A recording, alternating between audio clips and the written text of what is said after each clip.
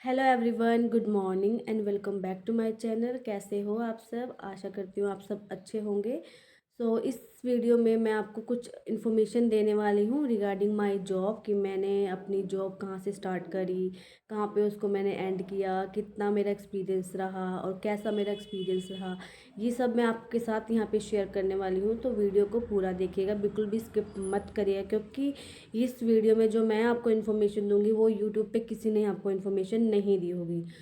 Okay, video को start करते हैं। Let get started. गाइस, हम बात करेंगे टेली परफॉर्मेंस के बारे में। पिछले 2 साल से मैं टेली परफॉर्मेंस कंपनी में जॉब कर रही थी, बट रिसेंटली मैं वहाँ काम नहीं कर रही हूँ। सम फैमिली रीजंस, तो उसकी वजह से मैं वहाँ काम कर नहीं रही हूँ।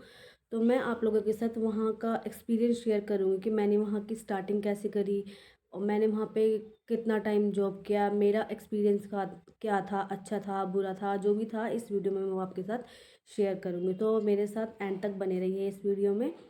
सबसे पहले लास्ट 2 ईयर पहले मैंने अक्टूबर में, आई थिंक 2022 में मैंने वहाँ पे जॉब स्टार्ट करी थी। टेली परफॉर्मेंस में मैंने मेरा एक्चुअली मेरा कोई भी प्लान नहीं था कि मुझे जॉब करनी है या कुछ भी कैसे भी। तो मैंने सडनली मेरा प्लान बना, क्योंकि आफ्टर बेबी मैं थोड़ा सा, मुझे लगा कि मुझे अब थोड़ा जॉब जॉब करना चाहिए। तो मैंने ऐसे ही यूट्यूब पे सर्च किया। तो मैंने पर्सनली ये सोचा था कि मैं नेक ग्लोबल या टेली परफॉर्मेंस, इन दोनों में से किसी एक कंपनी में इंटरव्यू दूंगी। लेकिन जब मैं यहाँ से चंडीगढ़ गई, चंडीगढ़ में जॉब करती थी मैं, चंडीगढ़ इंटरव्यू के लिए गई, तब मैंने सबसे पहले मेरा टेली परफॉर्मेंस में गई मैं वहाँ पे मेरा सिलेक्शन हो गया था। जब मैं वहाँ गई फर्स्ट डे ही मेरा वहाँ पे सिलेक्शन हो गया था। सारे राउंड्स जो है फर्स्ट डे ही क्लियर हो चुके थे।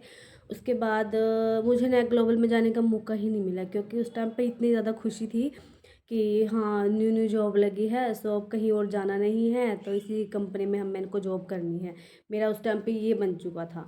ठीक है, तो ओवरऑल वहाँ पे मेरा 2 या 3 दिन लगे। लाइक फर्स्ट डे वहाँ पे मेरा जो भी राउंड्स होते हैं 3 4 वो कंप्लीट हुए। Second day certification and third day कुछ और उनका सिस्टम होता है, वो सब किया। उसके बाद दिवाली थी। दिवाली के 15 डेज़ बाद हमारी वहाँ पे जॉइनिंग थी। तो जॉइनिंग के बाद मैंने जॉइन कर लिया, सब कुछ हो गया, सब कुछ अच्छे से चलता रहा चलता रहा। फिर मैंने 5 6 महीने वहाँ पे काम किया। 5 6 महीने काम करने के बाद फैमिलियर हो गए थे काम के साथ, मतलब हमें काम आ गया था।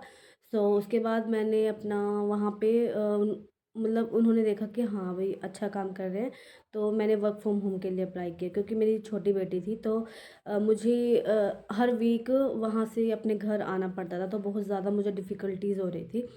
तो मैंने थोड़ा अपने जो टीएल था उनको बोला कि मुझे वर्क फ्रॉम होम दे दीजिए। उन्होंने मैनेजर से बात करी, उसके बाद मुझे वर्क फ्रॉम होम मिला। ठीक है, तो मैं अपने वर्क घर पे ही काम करने लगी। तो अब वर्क फ्रॉम होम करने के लिए सबसे पहले मैंने अपने घर पे वाईफाई लगवाया। बिना वाईफाई के आप घर पे काम नहीं कर सकते हो। वाईफाई लगवाया, देन मैंने 2 3 मंथ्स आराम से काम किया। ऑलमोस्ट मेरा 1 ईयर कंप्लीट हो चुका था। उसके बाद जब हम मैं सेकेंड ईयर में मैं आई, मतलब 1 साल कंप्लीट होने के बाद जब मेरा दूसरा साल स्टार्ट हुआ, देन क्या होता है ना, कुछ कुछ छोटी छोटी मिस्टेक्स होती है जब हम जॉब करते हैं। लाइक जब हम घर में काम करते हैं और ऑफिस में काम करते हैं, उन दोनों में बहुत डिफरेंस होता है। ऑफिस में हम लोग बहुत सिंसियर वे में काम करते हैं, और घर में थोड़ा सा हमें थोड़ी हैबिट हो जाती है घर वाली। सुबह उठ, अगर हमारी मॉर्निंग शिफ्ट है तो हम सुबह ऐसे उठते हैं और काम पे करने बैठ जाते हैं।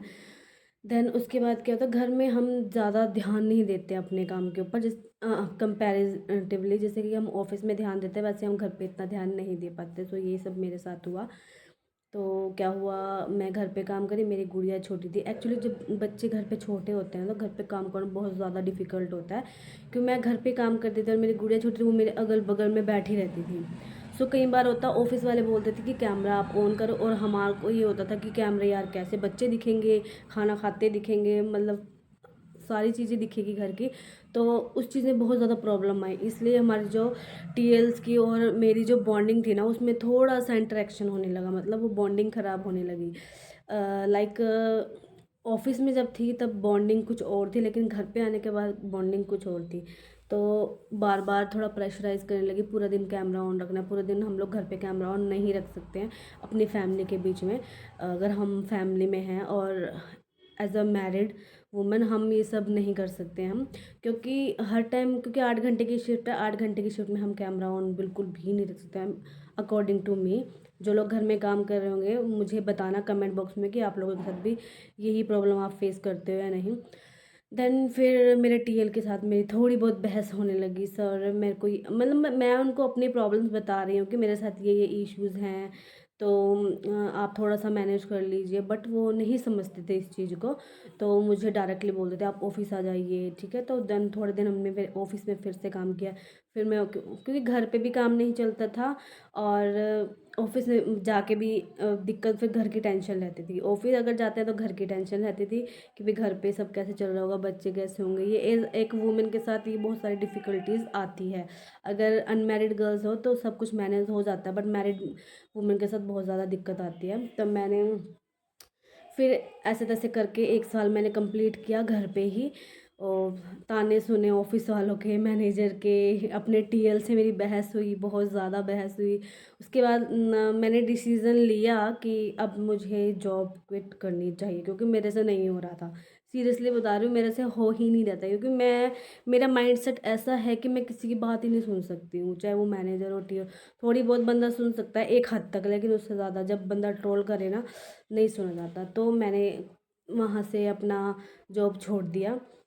छोड़ने के बाद जब मैंने रिज़ाइन डाला तो उन्होंने मुझे 2-3 बार बोला कि अगर आपको कोई इशू है तो बता दीजिए। तो नहीं, क्या इशू बताएं उनको, जब हमने पहले ही अपने सारे इशू क्लियर किए हुए हैं। उसके बाद वो हमें बोल रहे हैं कि आप रिज़ाइन अपना वापस ले लीजिए, हम आपको ये करेंगे वो करेंगे। ये सब सब उनके ड्रामे होते हैं ताकि बंदा छोड़ के ना जाए। तो फिर भी मैंने अपना डिसीज़न चेंज नहीं किया। फिर मैंने उस जॉब को छोड़ना ज़रूरी समझा और मैंने अदर कंपनीज़ में इंटरव्यू दिया।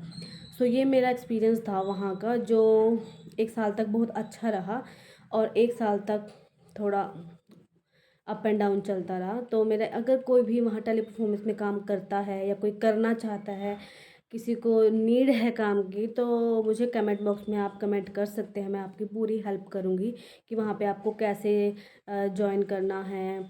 और आप ऑफिस में अगर काम कर रहे हैं तो बहुत अच्छा है, लेकिन घर में काम करना बहुत ज़्यादा डिफ़िकल्ट है। अगर आप घर में सिंगल हो कर सकते तो कोई इश्यू नहीं है, बट मुझे, मेरा पर्सनली ये है कि घर से अच्छा है कि आप ऑफिस जाओ, डेली ऑफिस तैयार होकर जाओ। घर पे आप तैयार ही नहीं होते ऑफिस में जाने के लिए, एटलीस्ट आप प्रॉपर वे में तैयार होते हो ना ऑफिस जाने के लिए।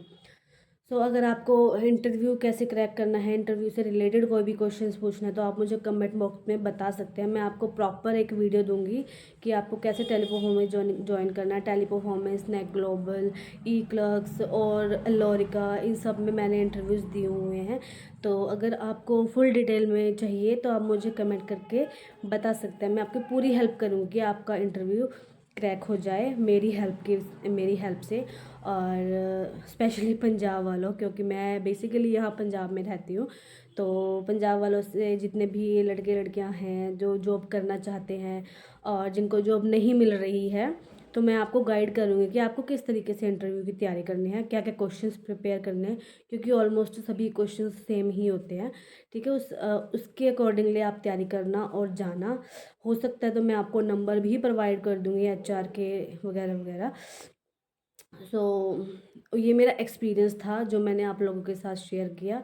बहुत अच्छा भी नहीं था, बहुत बुरा भी नहीं था। कुछ मेरी गलतियाँ थी, कुछ उनकी गलतियाँ थी, तो किसी को हम ब्लेम नहीं कर सकते हैं। ओवरऑल अच्छा है। मैं सैमसंग चैट प्रोसेस में वहाँ थी और ठीक था, टाइपिंग स्पीड बहुत अच्छी हो जाती है, हम काम करते हैं।